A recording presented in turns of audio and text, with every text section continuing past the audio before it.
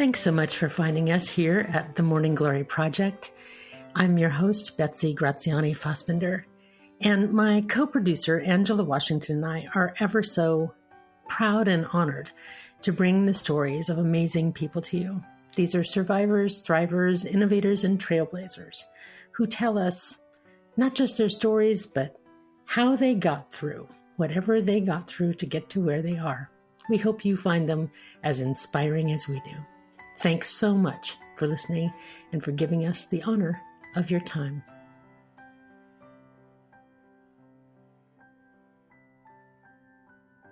I am so happy to welcome Kirsten Casey to the Morning Glory Project. Both as a poet herself and in her work with teen writers, she's found that poetry is far more than fancy, and that it can be not only accessible, but essential, and that engaging young people with poetry is a gateway to other meaningful connections. She brings to her poetry both a vantage that contains a sense of wonder and awe, as well as her wry sense of humor and appreciation for the peculiar and the macabre twists of life. In 2022, Kirsten is the Poet Laureate of Nevada County, California, and California Poet in the Schools, creative writing teacher, and the author of Ex Vivo, Out of the Living Body, and her completed manuscript, yet unpublished, Instantaneous Obsolescence, in which she explores historical and literary characters struggling with social media, from which she's, I think, going to give us a little taste today.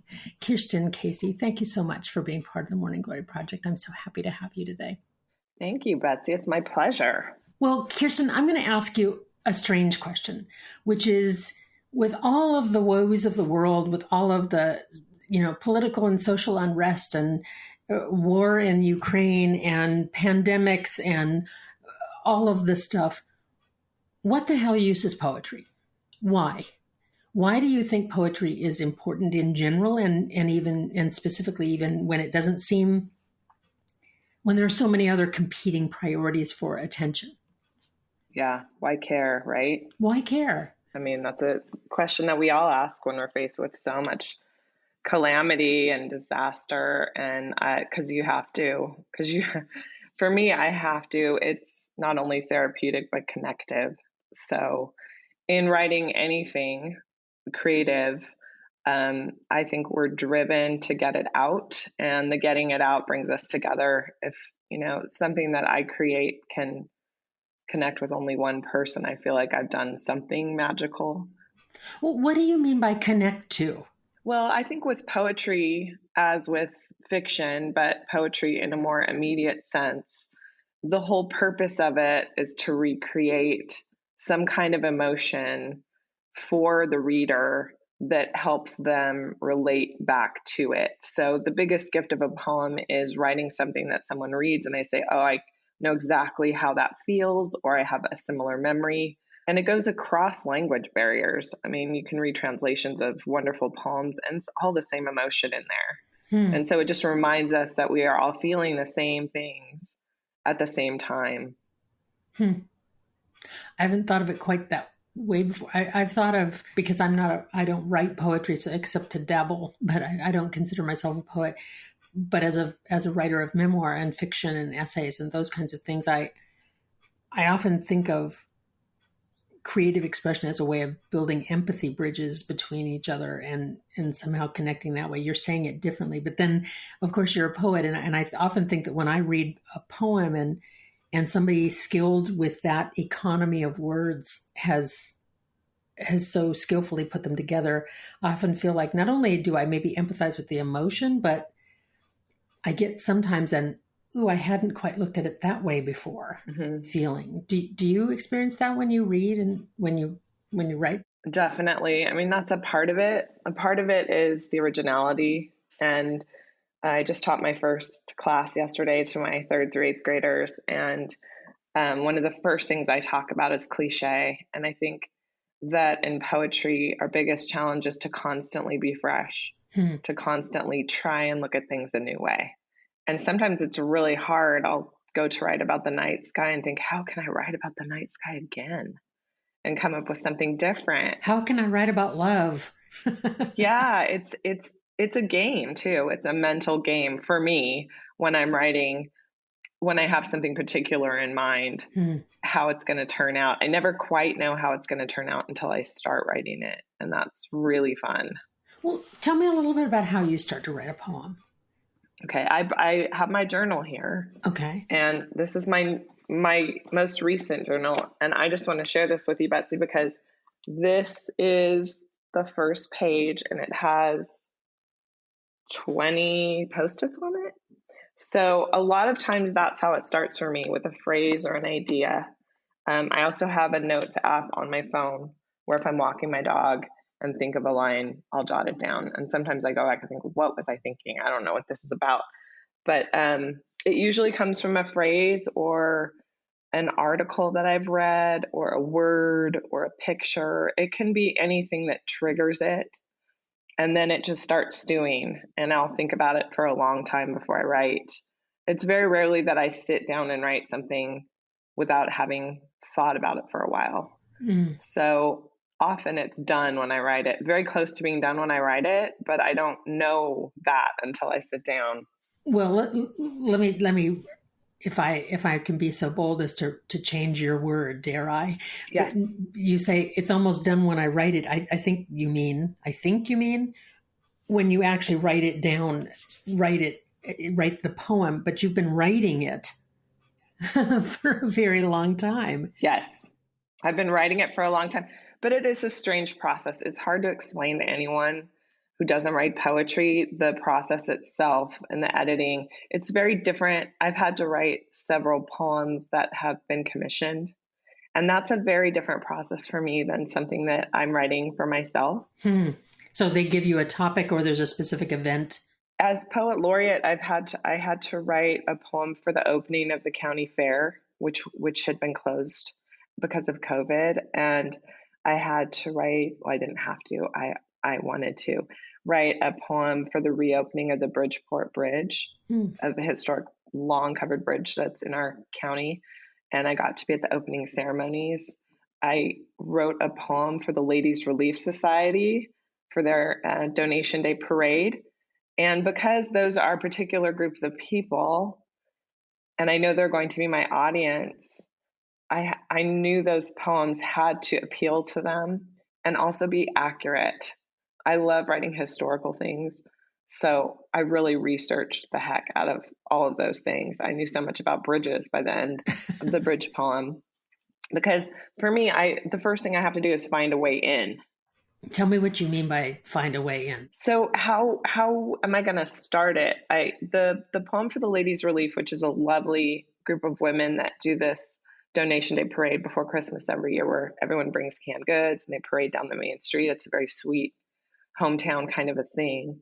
And every article I read started with the history of it and talking about this invalid woman in a window watching kids walk home from school.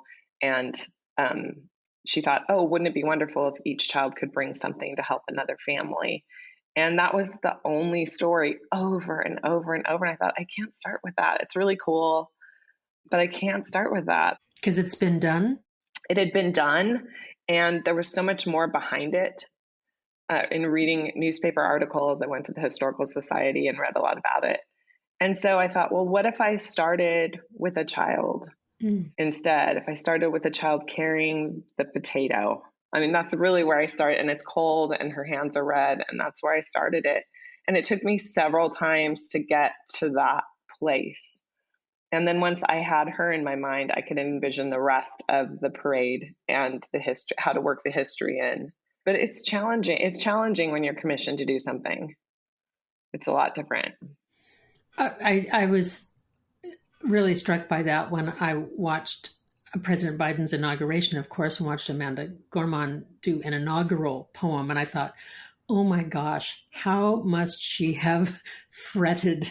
How much must she have thought about and worked and researched, and not only for the writing of it, but for the delivery of it as well, in front of one of the world's biggest audiences. And though your venues are and events are smaller than that, I can imagine what it's like to feel like you have to have something custom made. And so it sounds like you write in two ways. One is for when there's an audience specific, and one you say you write for yourself. Am I capturing that right? I mean, it's funny. There was just a quote on Twitter that said, hey, it was really funny. It said something like, hey, audience, I don't know who the you is in my poems either. I don't know who it is. When I'm sitting down to write a poem, I'm really not writing that poem for a particular audience. I'm just writing to get it out and seeing what it's about. I don't know who the you is in my poem either. I just loved that because it's something that I've dealt with at readings when people say, oh, I had the same experience you did. And when I teach, I remind everyone the voice in the poem is not necessarily autobiographical. It's often fictional. So the authenticity comes in the truth of what you're saying, the emotions that you've had that you can express through this voice. But very, very rarely is it autobiographical when I'm writing. Tell me about that distinction more, because I didn't grow up in a household that celebrated poetry or even literature for that matter. And so it was something I had to discover on my own. And I think that when I first started reading poetry, it felt like something lofty and that you had to have come from the kind of family that sits around at the table and talks about Proust, to understand. Oh boy, that was not my family. Not your family either. No. Well, so see, even my fiction about it is false. So I found some poetry so inaccessible and so distant. And what I've been touched by your poetry, as well as, much now that I've learned to embrace, is how personal it seems and how accessible it seems and how intimate it is. But I'm hearing you also say it's seldom autobiographical. So that sounds a little like what I experience as a fiction writer, that I'm writing a story that has essential truth in it, though the circumstances have nothing to do with my own life. Is that what you're saying? Is there a similar thing there? Yeah, I think good writing is authentic writing. And to be an authentic writer, you're looking for the avenue that expresses what you're trying to relay, whether it's, one of my characters, one of my historical characters that I'm representing through one of my poems, that I don't really know how they talked. I don't really know their mindset, but I have an idea of what their emotion might have been, knowing enough about who they were. But it's, wildly fictional when I'm pretending to be Mark Twain. Right. Not unlike a historical fiction writer who might be writing. Yeah, and that's fun for me. Oh, good. Well, this sounds like a good moment then. Would you be willing to share one of your poems from Instantaneous Obsolescence? Yeah. So what you've done is you've plucked historical figures and subjected them to social media in one way or another, correct? And this is their voice telling us their experience. Is that? Some of them are their voice. Some of them are observational, watching them. And one of the fun things that I play in my head is constantly trying to pair up somebody from history with something in social media. Emily Dickinson is on Bumble, trying the dating app that is female based. Mark Twain reads his work on a Kindle instead of a book. And that's particularly interesting because he was a typesetter. Right. I've got Jesus responding to haters on YouTube. I have Socrates, who will not use the hashtag. And he also historically hated the written word. He believed everything had to be orally related. So the Socratic method, right? The Socratic method, which is really fun for a writer to think, oh, he didn't like words on paper. It's really fun. There's a fight between F. Scott Fitzgerald and his wife on Facebook, very public fight. I have so much fun doing it. And sometimes they feel like a dramatic monologue, and sometimes they're, relaying it back to just being watched. So, well, is there one you'd be willing to share? I'm going to read my Anne Frank poem. Okay. So this is... grew out of the idea of we were talking before we came on the air about social media and how devastating it is for teens. And I thought, well, God, what if Anne Frank had an iPhone while she was in hiding? And I really thought about, particularly at the time I wrote this, Snapchat was the biggest social media app. Now it's TikTok. And I think I have a Laura Ingalls Wilder one brewing for TikTok. But this is Anne Frank is Undone by Snapchat. Anne, sequestered adolescent, fixated on a sense of self the unknowing world waits for, has spent the better part of this windy October afternoon taking selfies in the corner of the attic. It smells like potatoes boiling, like coffee grounds, like old wood and despair. The lighting is not right. The filters do not flatter her long face, her unwashed hair, her dark eyes in the way that she desires. Behind her, the torn pages of movie star magazine faces, where the pink skin, glossy and unblemished, taunts her, clouds her own early teen perceptions, here so much more isolated, where circumstance allows too many awkward hours in front of a mirror. This tiny screen also mocks her, denies the ideal beauty beyond her comprehension. She pauses on a filter that fills her eyes with enormous tears, and then the attic floods with cartoon drops pouring out into the streets of Amsterdam, drowning the soldiers patrolling the streets. The canals overflow. She swipes and swipes this tiny pane of cracked glass until the battery dies. Which photo should she have sent to Peter, so relentlessly preoccupied with playing Fortnite, wearing earphones, rarely looking her way? Her diary lies locked on her lap. Suddenly, her emptiness feels historical. Her only longing, silence. So, I mean, the idea to me, I think of how much isn't happening because of social media, how much in our world is shut off because of the addiction to the rush of constant news, constant texts, constant photos, and the comparison that's going on. I think it's we got to have some kind of rebound, I think. Yeah, well, I see some young people really just shucking the whole thing. Yeah, I do too.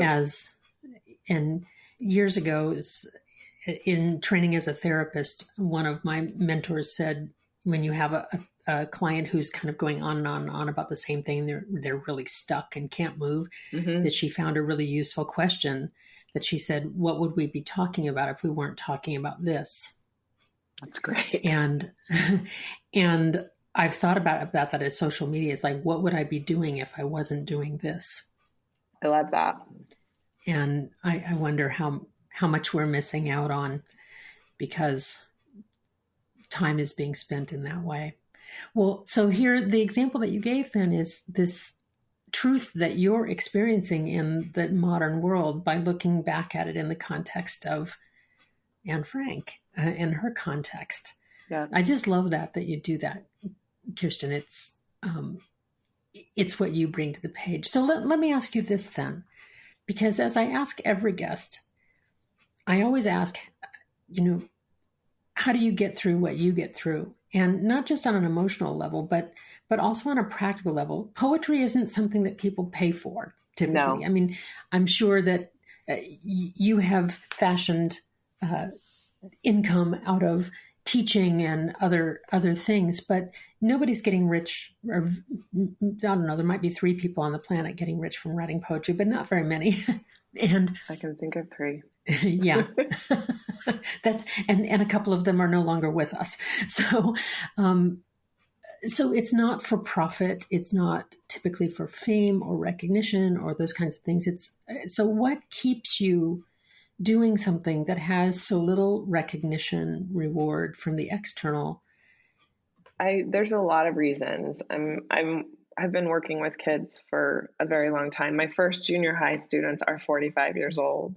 There was a big gap in there, but I love working with kids, and I also love working with adults, getting them turned on to poetry. If I do nothing else, they'll walk away knowing a poem does not have to rhyme. They'll walk away knowing what and what is not cliche, and a little more appreciation for a great simile or a stunning word. And I do it because I have to get it out. And it's like having these characters in your head or these words in your head. And if you don't get them out, they just keep turning in there. And it's so fun. I mean, if there was no joy in it, I wouldn't be doing it. It's fun to share. It's fun to create, and it's fun to connect. It's fun to be with people. I've been doing a poetry happy hour as poet laureate, and we just about 3 sessions ago, we started to do it in the National Exchange Bar in an actual happy hour setting, and it's been delightful. I've had a great turnout, and I'm trying to demystify that idea that you talked about, that poetry is lofty and it's to be dissected, not enjoyed. I think the problem in schools is much of the time the children are given a historical poem that isn't great, and then they're told to pull out the vocabulary words, analyze it, use the words in a sentence, and it's not a good experience of poetry. I like to have them listen. When I'm in the classroom, I have them close their eyes and just listen to the words in a poem, and not to tear it apart, just to listen to how the words go together. And anytime a kid says, I don't like poetry, I just always say, you haven't read the right poem yet. So it's with anything else, the more you read, the more you're exposed to the good. The only great thing about social media is the accessibility to so many great poets. There is a stunning number of exceptional poetry out there every day. My mind is blown. I follow new poets every day. Well, so do you look them up? Because I wouldn't know which ones to look up. Is there a warehouse of sorts online that you can think of, or any resource or any specific recommendations of people that you think it'd be great to listen to? For websites, poets.org is a great one. Poetry Foundation is another. My favorite source is the Writer's Almanac. And you can subscribe to that, and they send you a poem every day, and they also send you a little this day in history of people and events, which I love so much.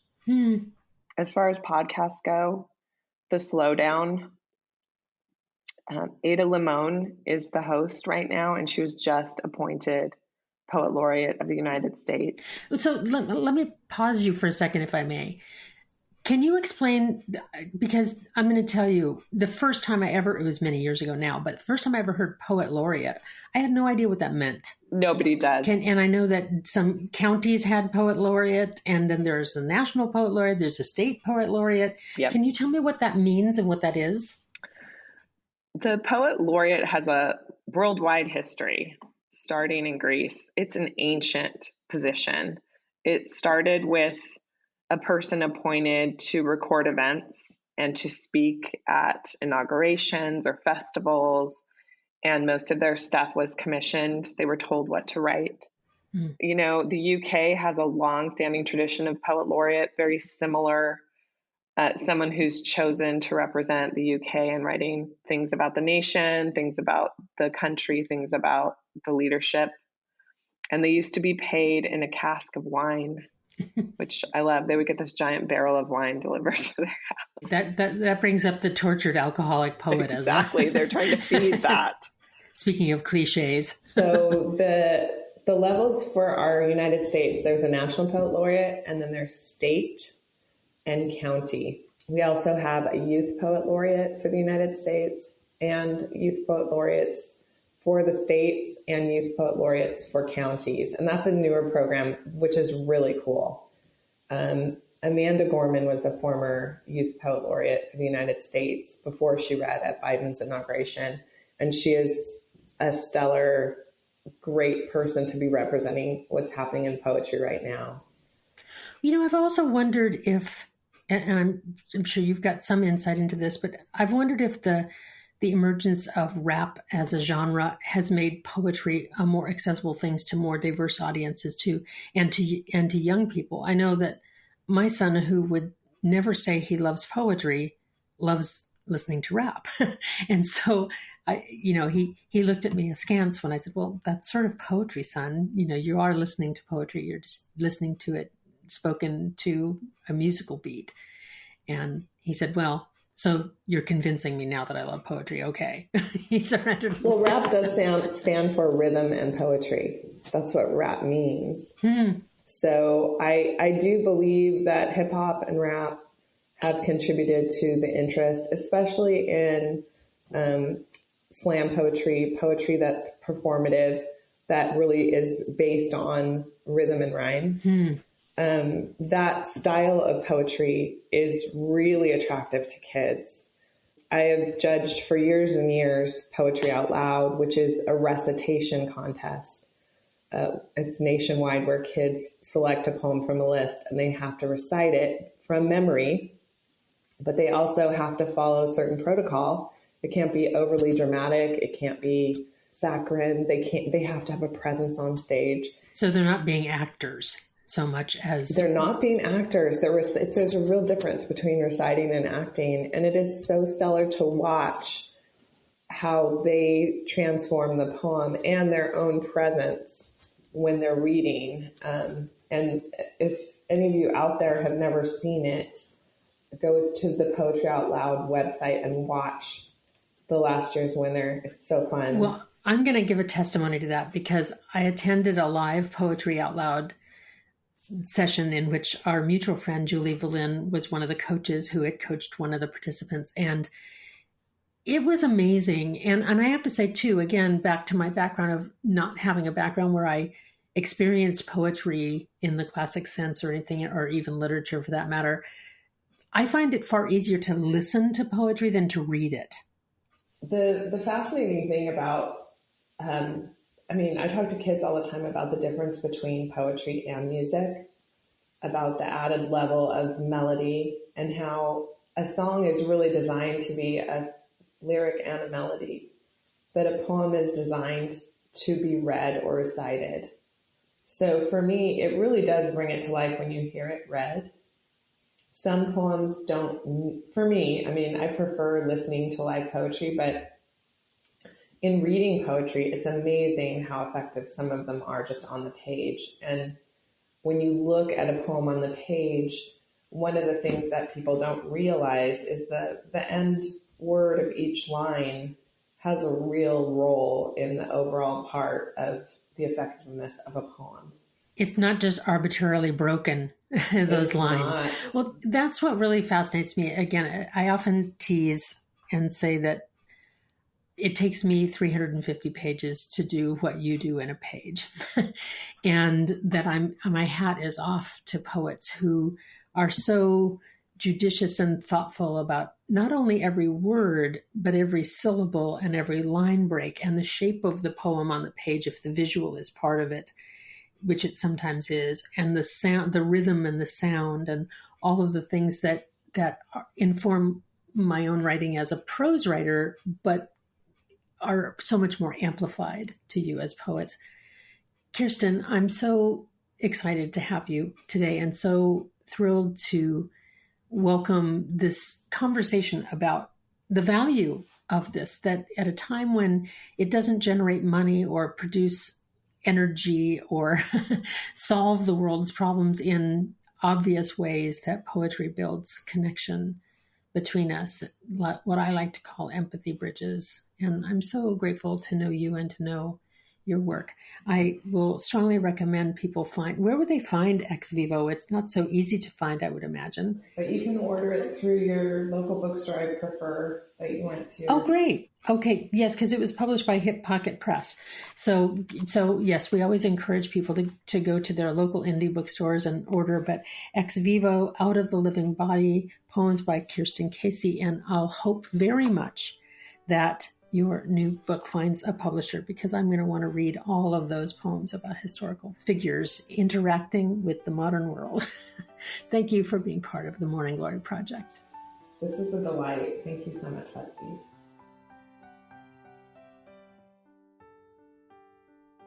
As I think about the extra blooms from my conversation with Kirsten Casey, I think about the value of art in general, the value of visual arts, of dance, of music, of poetry, of literature, of all of those things. And I think that we tend, particularly in the US, we tend to measure the value of things by how much money they earn and not by their intrinsic value. And I was struck by when Kirsten talked about how she writes because she must.